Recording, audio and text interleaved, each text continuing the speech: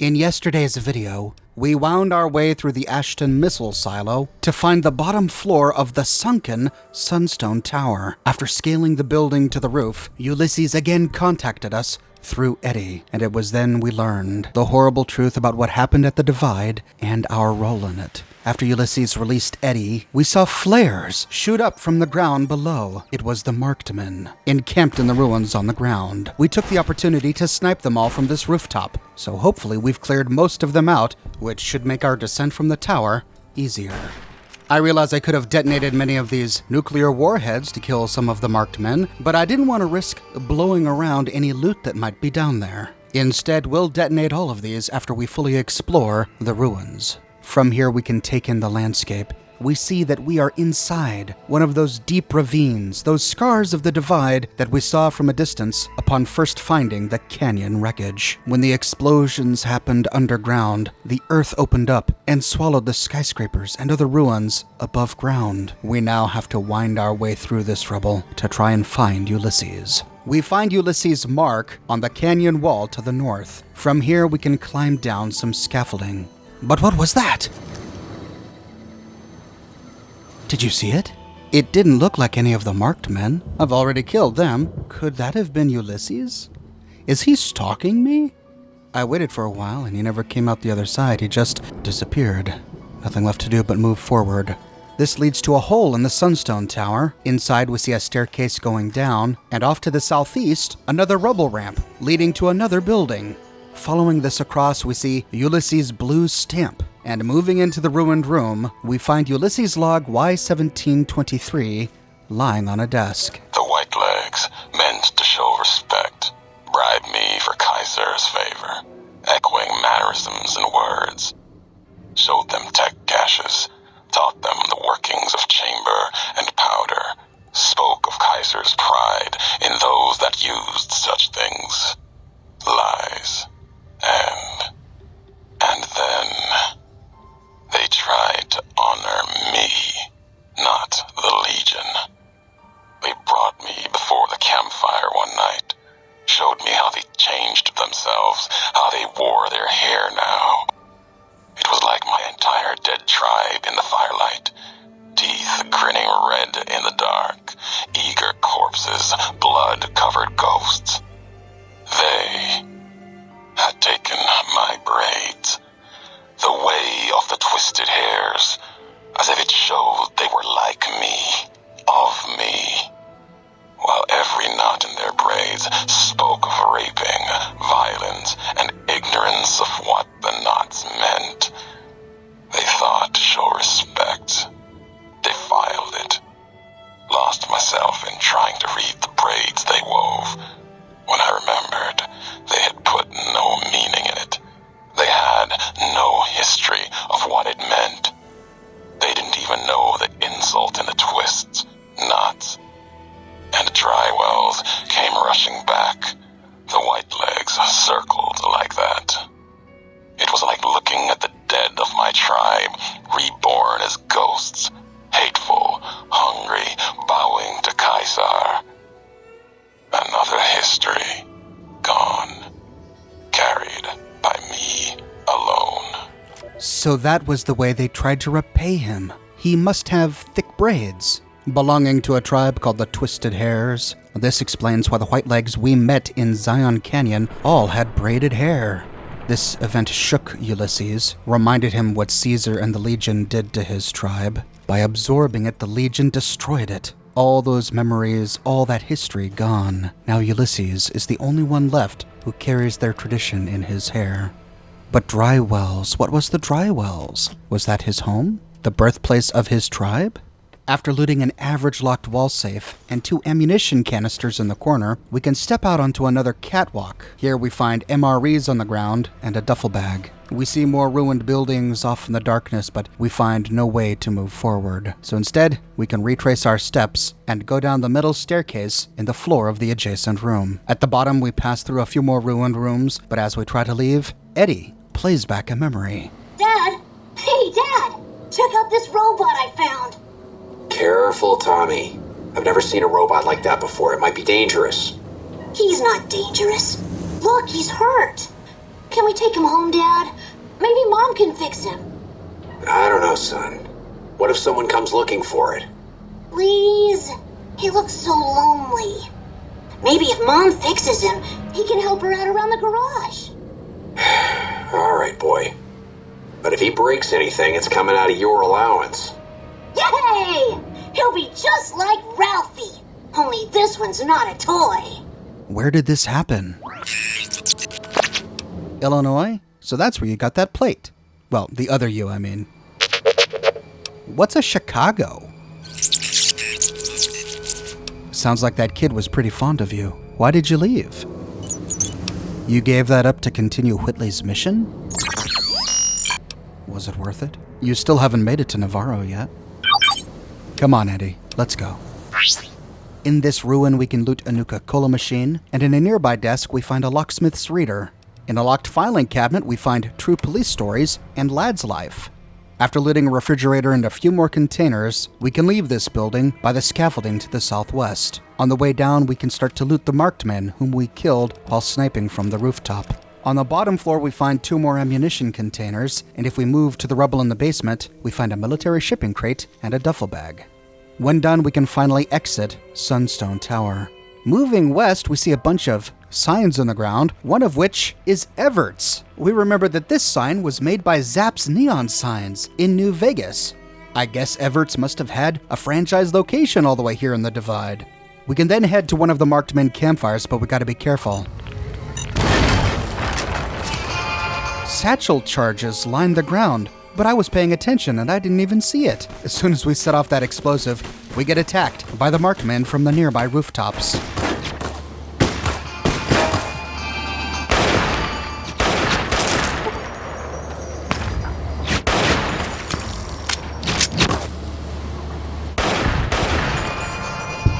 When the coast is clear, we can loot the camp. We find a variety of boxes and military shipping crates, and when done, we can move to the south. We see one of Ulysses' red warning symbols, and more satchel charges on the ground. Facing north, another flare goes into the sky. But instead of going that way on the ground, let's head up this nearby scaffolding and go to the northwest. This way we can peer over the canyon to see if we can find any enemies. But our path stops here and we don't get a good vantage point. Retracing our steps, we see another marked men camp on the sledge with more of their makeshift hovels. Moving towards the campfire, we find a few more metal boxes, a caravan crate, and more ammunition canisters. This ledge leads to a broken window in a nearby building. Creeping through, we can loot a desk with a La Fantoma inside, and hiding under some tipped-over bookshelves are 2 more military shipping crates. But that's it for this room. So heading down, we can drop down to the ground floor and explore the basement of this building through an opening to the south. Here we find a duffel bag in the back of it near to a skeleton, and next to another campfire are a few more containers and a sack hiding behind a bookshelf. Heading out and moving east towards one of the warheads we saw from the roof, we see a little gully where we find some mole rats. Inside the gully is a duffel bag with Private Foster's personal journal. Upon looting it, we complete step 1 of 10 of the challenge called Nostalgia. Find all journal entries in the Divide. This place is a hellhole. I heard it was bad from some of the guys coming back. Henriksen brought it up when one of those unexploded warheads went off, and Jenkins, those things got him. I don't know what they were exactly. Ghouls, maybe? But nasty. The lieutenant thinks they were drawn by the explosion that killed Henriksen. I think we're all gonna die here. Great, so the marked men are drawn by explosions? We'll have to be careful the next time we set off one of those miniature warheads. Crawling behind a wrecked building to the southeast, we find another duffel bag in the hands of a skeleton. But that's about it. So returning to the nuclear warhead to the south, we can keep our distance and use our laser detonator.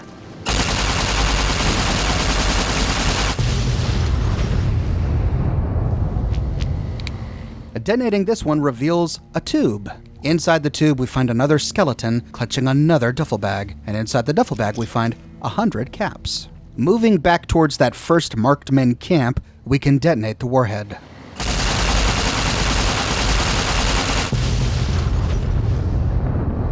But this one doesn't reveal anything new. This leaves us with one path forward, to go down that canyon where we saw that flare. Here, we see another warhead.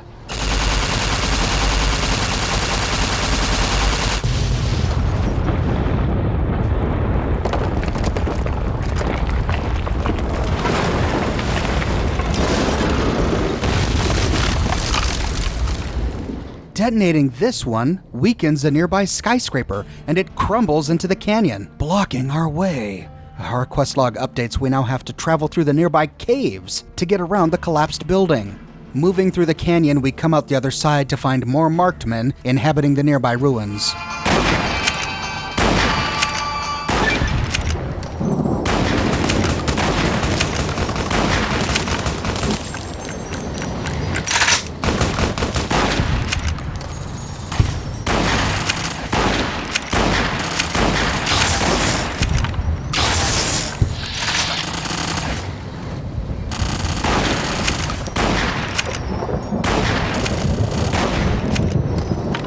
When they're dead, we can look around. We see a big building to the south. Looks like there's a ramp that goes up there. But first, let's explore this building where the marked men shot at us. But it's booby-trapped. Golly. These satchel charges keep blowing off my limbs. Thankfully, I'm stocked up on doctor bags. Creeping through the ruin, we see most of these rooms destroyed and blocked off.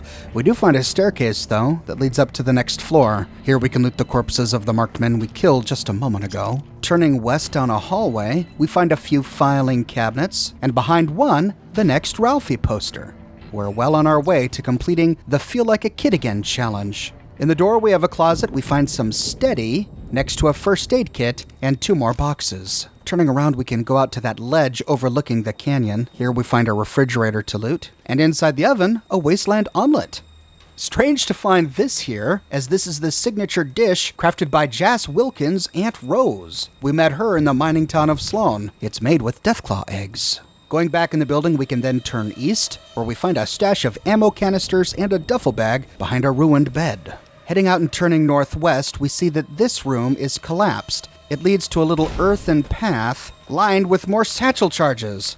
I got out of the way just in time. Looks like the detonation destroyed the others. In a corner, we see a skeleton hiding behind a tire, and we can squeeze through a narrow alley back towards the open area. Rounding the corner of a ruined building, upon which we see one of Ulysses' white marks, we see a hole in this wrecked building, which leads to a narrow hallway. Gosh, I hope no one's claustrophobic. We can climb up a refrigerator and then down a couch to find a room completely open to the elements. Behind a mattress is a damaged shipping crate and Ulysses' log, Y17.17. And upon looting this one, if we've looted all the others, we complete the challenge, Ulysses' Odyssey. Discover all about Ulysses' past.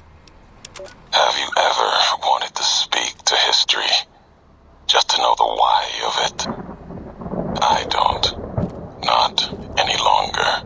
There's old stories about gods and men, past history into myth, where the gods, they're like children, petulant, cruel. Those were the voices of the big empty. The past. Couldn't leave well enough alone.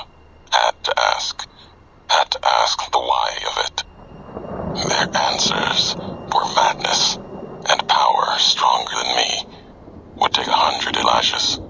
Someone tougher than him or I to best of them in their dome. They didn't know why they were there, what had led to that point. Their names, like serpents devouring themselves, cannibalizing their own thoughts. When all seemed lost, thought it was the end. My anger gave me strength to ask them my last question. Who are you that do not know your history? And they awoke. For a short time. The flag you wear, they said. We remember. America. It wasn't just a flag to them. It was a place, an idea they had cared for. Once, they told me what it was like to grow in that world. All they had done to lift it up, protect it. They didn't know it was gone. Yet, they had cared once, before forgetting their history. As they were talking, kept seeing the career's shadow behind them, giving each their words weight. History cast aside, a home left behind. I listened. I asked, was there anything left? Anything that still carries America's voice? And they told me, I had already been there. I and one other, walking right out of history, deeper than we knew. They told me what lies in the heart of the divide, what can be found there, and the words to awaken it, and the one to speak them. He's talking about the think tank, the scientists of the Big Empty, the men and women we met when we explored Big Mountain during Old World Blues. They were crazy. They were suffering from brain degradation due to their brains being in those jars for so many hundreds of years. But according to this holotape, for a brief moment, their senses returned when they saw the Old World flag worn by Ulysses. And Ulysses was moved when he heard how much they cared about America, how much the symbol of the flag meant to them. That place, the idea. But during that talk, all he could think about was the divide, the home he once cared for, the home we destroyed. They told him what lies in the heart of the divide, but what was it? More nukes? And the words to awaken it, and the one to speak them? Surely that doesn't mean us. Could this be why he's trying to lure us into the divide? Does he need us to awaken what lies in its heart? Heading out, we can climb the ruins of a nearby building. Taking stairs to the top and then crossing more scaffolding, we can walk across the side of this ruined structure, across more rubble, and then leap into a window. Here we find more furniture, cabinets, minor loot, and then we can scale the side of this ruined skyscraper to find a couple of duffel bags and loot the corpse of another marked man we killed. At the top, we find a sign. It's ruined.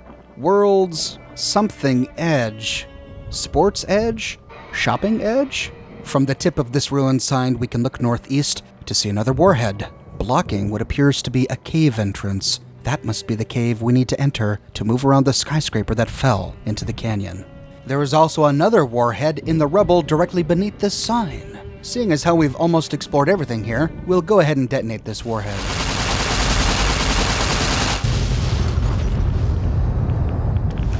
Upon doing so, we reveal a destroyed Ibot. On the wreckage, we find an Ibot upgrade circuit board. You've gained the Camaraderie perk rank 4, increasing your damage with beam weapons by 5. Eddie also gains plus 5 damage while he's your companion.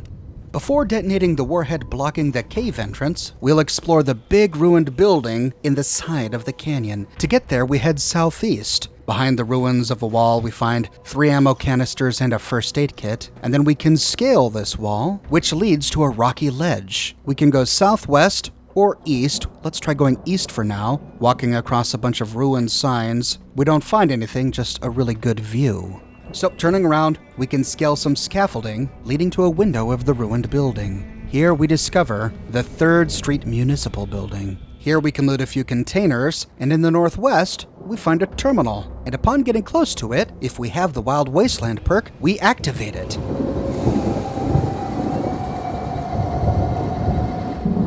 But what was it? The title of this terminal is Office of the Treasurer. Inside, we see that the password was guest. That must be from the Wild Wasteland.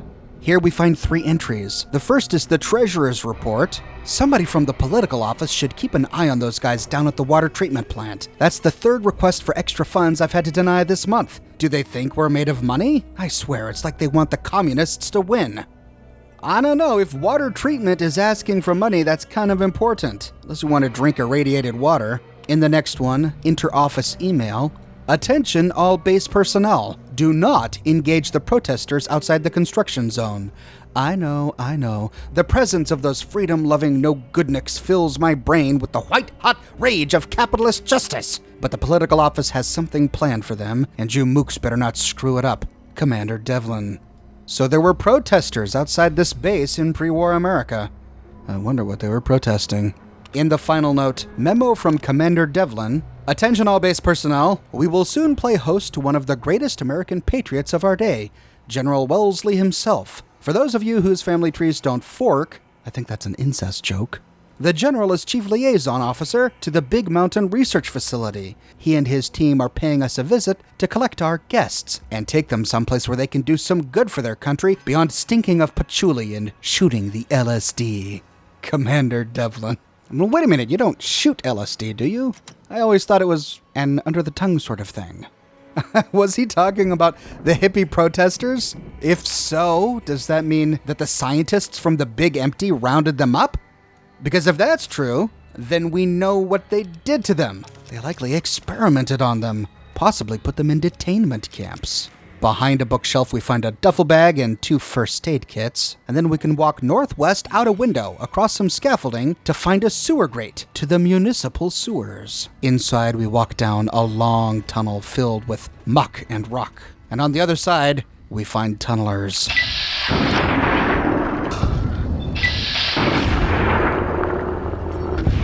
Creeping through this tiny cave, we pass by a bunch of industrial hardware sticking out of the ceiling until at the very end, we find another destroyed Ibot. On its wreckage, we find the Ibot upgrade circuit board, and upon looting it, we gain the camaraderie perk rank 5, increasing our accuracy in VATS as long as Eddie is our companion. Eddie also gains an accuracy boost while he's our companion.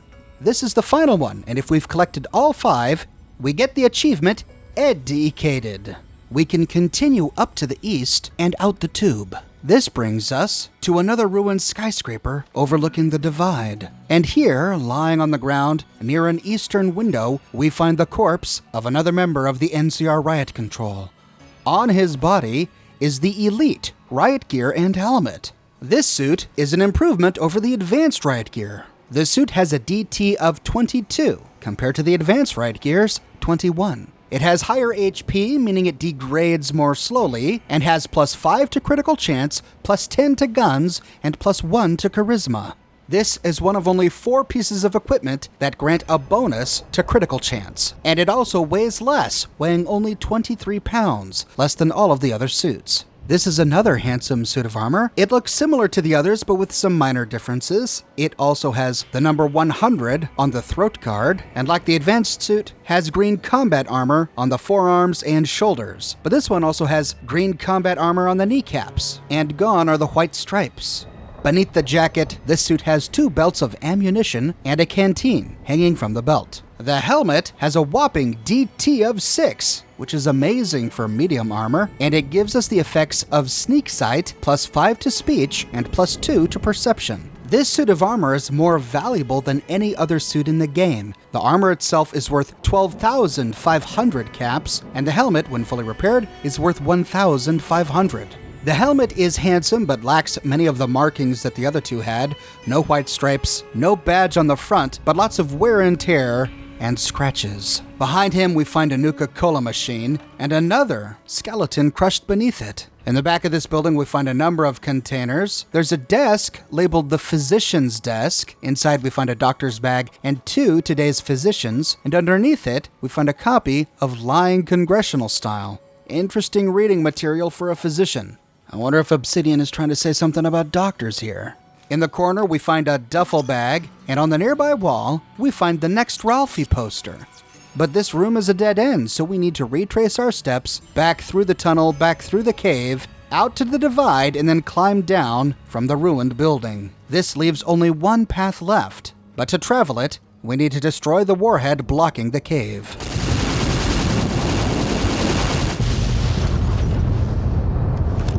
On the other side, we find a ruined building, but as we try to walk through, Eddie stops to recall some memories. Though I may have done some fooling, this is why I never fell.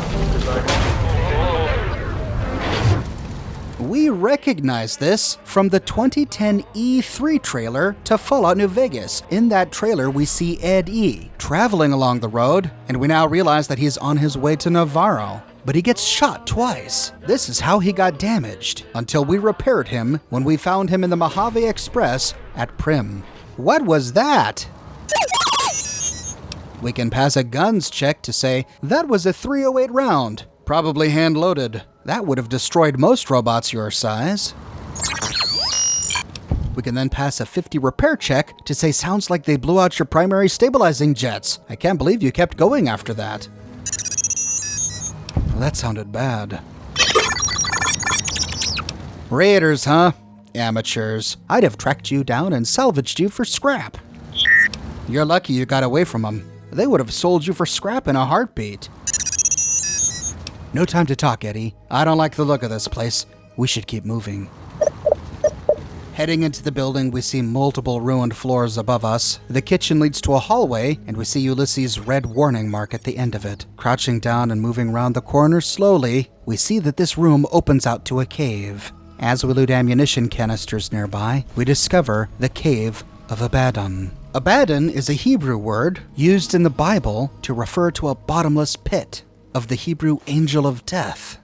We see that the roof of this cave is made from collapsed buildings. We find a red toolbox peeking out from the floor above, and we even see a swimming pool in this hotel floor, which now acts as a roof to this cavern. Looks a lot like the pool inside the Top's courtyard. We see a Denny's Hotel sign to the west, and behind it, a duffel bag. And then creeping along between the wall and this sign, we find a ledge overlooking a large pit where we spy a tunneler. We don't see any more, so creeping down, we can go to the opposite ledge where we find a suitcase and then hop on down. It's then that my helmet's night vision decided to kick in. Oh, that helps a lot. Creeping forward, we see more green mist pouring from tunnels to the west. But first turning right, we see Ulysses' blue mark on a concrete wall next to a small room. And sitting on a filing cabinet, what is that? A rock? Getting closer, we see that it's Seymour. And our Wild Wasteland perk triggers. This, of course, is a reference to Futurama, everyone's favorite episode, Jurassic Bark, where Fry finds his long-lost pet dog petrified. It's Dolomite, baby! On the ground next to this is a skeleton clutching a suitcase, and in the suitcase is Sunflower Summer's diary. Dear Diary, I think we did it. We finally convinced the death merchants to hear our beautiful Mother Earth's cries. I just had a personal meeting with the base commander, who said they'd be taking a long, hard look at our demands and preparing something special for us. I can't wait to see what it is. I bet it's a full nuclear disarmament. Oh, ho ho, poor Summers. Little did she know that think tank scientists had planned to pick them all up and cart them off to the Big Empty. But it looks like before they could, she and the other protesters died here in the nuclear apocalypse. Moving to the west, we find another duffel bag, and we can creep out of this little room by heading to the southwest. We don't see any more tunnelers, so moving forward we can loot 2 more boxes until we see a concrete arch formed from rubble. Through the arch, we find more tunnelers.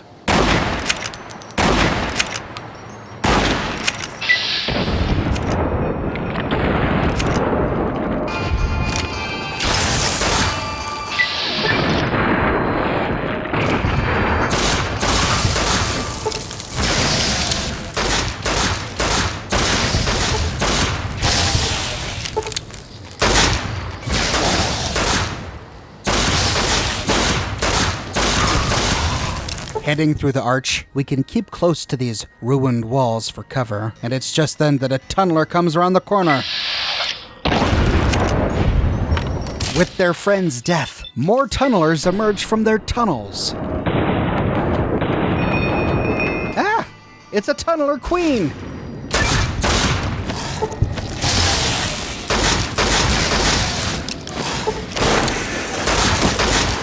Running back to the ruined skyscraper, we can grab a flashbang and hope that it works this time.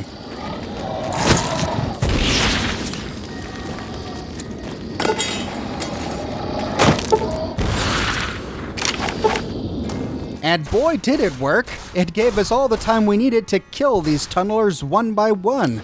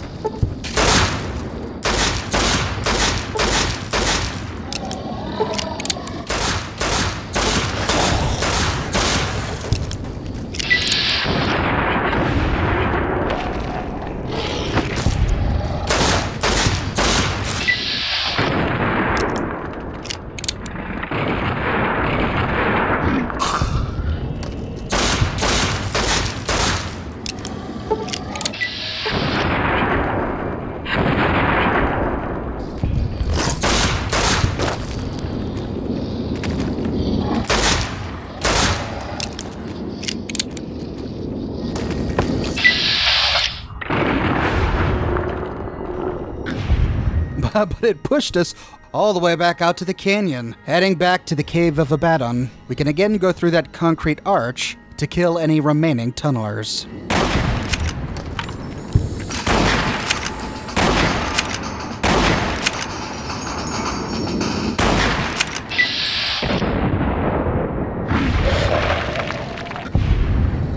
When done, we can now more confidently loot this room. Heading to the southeast, we find 2 first aid kits on the ground near to some rubble. And heading west, we find an auto dock, half buried in the ground, which we can use to heal on up. We see a big ruined building with light pouring out of it. Next to this is a collapsed bank. And creeping along its surface to the northeast, we find a duffel bag, lying on some scrap metal. West of this, near to another sign, is a desk embedded in the dirt, and inside we find a copy of Boxing Times. Once we're sure that we've looted everything in this cave, we can continue on our way through a hole into the building to the west. Passing even more of Ulysses' graffiti, we can open a door to the west to the buried buildings. We find ourselves at the bottom of a staircase. We can loot a red toolbox and a box beneath the staircase. Before heading on up, smile. I am all alone. We find a dead marked man pinned to the wall, and at the top of the stairs, we find a whole bunch of filing cabinets, and then a hole in the wall leading to a room to the southwest. But before we can enter it, Eddie has another memory for us. Next week on Ralphie the Robot's Incredible Odyssey. Ralphie, hurry! If mean old General Winters catches you, you'll never make it home! No! Ralphie, fly far, fly fast! Tune in next Saturday for the exciting conclusion. Only on Vault-Tec Channel 9. Eddie? What are you doing in here all alone? And who left these old videos playing? Come on, let's get you into your recharge bay. We've got a big day tomorrow. Is that what you're doing? Trying to find your way home? Suddenly a lot of things make more sense. Sometimes I feel the same way. Why do you think I became a courier? Don't worry, I won't let any mean old generals get to you. Yes, Eddie, I'm sure Ralphie the Robot would be very proud of you. I'll do whatever I can to help you get home, after we deal with things here. Come on, Eddie. We've got to fly far and fly fast if we want to get to the end of the divide. Passing into this room, we find another Ralphie poster on the wall next to a bed. After looting an ammunition canister behind a tipped-over table, we can open a door to the southwest to the divide. Thought that explosion, that building falling deep in the divide, might have been your work. Wouldn't kill you. Maybe close. Knew you'd survive, but no need to go any farther. You've brought me what I need. That machine with you, sealed in the Hopeville silo. Needed someone to unlock it, bring it home. Now the signal's strong enough. No need for you to carry it anymore. I can call your machine to me. What? Eddie? You gave it a name. What was it to you? Companion? Slave, weapon, all of that, nothing compared to its primary function. It's a messenger, like us, and it shares our history.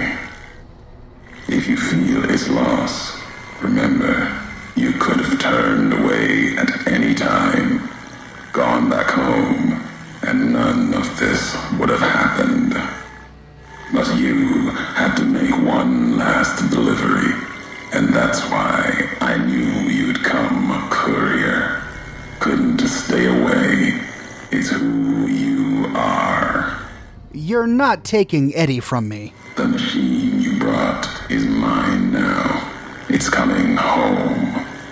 I'll reduce it to parts, just enough to function, to be aware of what's happening. What's so important about him? What's inside that machine? That's all that mattered. All the machines here, made of wreckage from the divide, and all that was brought here. Inside its frame, it carries the message you brought here, and it'll do what it was programmed to do.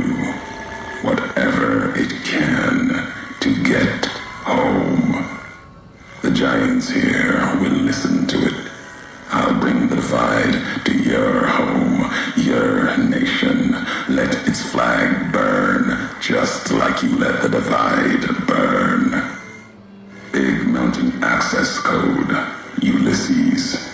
Command override. Navarro. With that, Ulysses seizes control of Eddie. We've lost him as a companion, and we lose his perk, and everything he was carrying is transferred to us. Ulysses didn't need us to say the right words. He needed Eddie. He needed us to retrieve Eddie from the Hopeville missile silo and bring him all the way here, because Eddie has launch codes. Ulysses told us that when the Ibots in the Divide awoke, they began to repair themselves, and then repair other Ibots from scrap that they found in the Divide. They likely repaired this Ibot, the one that downloaded Eddie's memories, with the remains of the package that we carried to the Divide, the very same package that had the launch codes.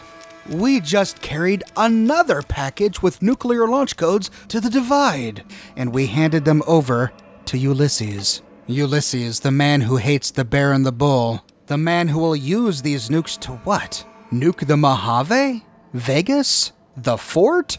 It's history repeating all over again. But now we can try to do something about it. We've got to stop Ulysses before he destroys another civilization. But now we've got to finish traveling the Divide without our companion. We are officially all on our own. Ulysses doesn't seem too worried about whether or not we'll make it. He's got what he wanted. I doubt we'll hear from him again. In tomorrow's episode, we will crawl through the final portion of the Divide until we finally track down Ulysses. I publish a new Fallout video 6 days a week on a wide range of topics spanning all of the Fallout games, but this week I'm dedicating to the Lonesome Road DLC of Fallout New Vegas. If you want to make sure that you don't miss my next episode, be sure to subscribe and to click that bell notification button. I have a brand new shirt in the shop, folks. Who are you that do not know your history? That's right, it's Ulysses' favorite phrase. On the front we have the phrase, and on the back of the shirt we have the Old World flag. I also have two other versions, one with just the quote on the front, and one with just the Old World flag on the back. The shirt comes in a wide array of colors and in a variety of sizes. I sell many more designs and products, and if you're interested, you can find a link to my shop in the description below, or you can click here. Follow me on Facebook and Twitter to keep up to date with all Oxhorn news, and if you like what I do, and you want to support me in a more personal way, consider becoming one of my patrons on Patreon. But more than anything, I'm just so glad you're here watching this video with me today. Thank you so much for watching, and I'll see you tomorrow morning, bright and early, with episode 6.